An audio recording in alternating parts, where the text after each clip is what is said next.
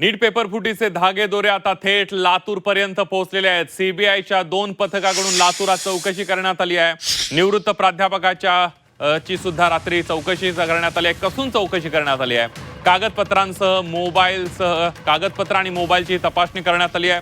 देशभर गाजत असलेल्या नीट पेपर फुटी प्रकरणामध्ये सीबीआयने आता अत्यंत गोपनीय तपास सुरू केला आहे। पुण्यातल्या गुन्ह्याचा तपास करताना या प्रकरणाचे धागे दोरे लातूरपर्यंत पोहोचल्याची माहिती समोर आली आहे। नीट परीक्षेच्या रसायनशास्त्र विषयाची प्रश्नपत्रिका तयार करण्याच्या समितीशी संबंधित असलेल्या निवृत्त प्राध्यापक पी.व्ही. कुलकर्णी यांच्या घरी सीबीआयच्या 8 सदस्यीय पथकानं मध्यरात्री तब्बल 4 तास चौकशी केली। यावेळेला कागदपत्र, मोबाईल आणि डिजिटल लिंकची पडताळणी करण्यात आली। दरम्यान सीबीआयकडून या कारवाईबाबत अधिकृत माहिती देण्यात आलेली नसून संपूर्ण तपास अत्यंत गोपनीय पद्धतीने सुरू असल्यानं लातूरच्या शैक्षणिक क्षेत्रामध्ये मोठी खळबळ उडाली आहे।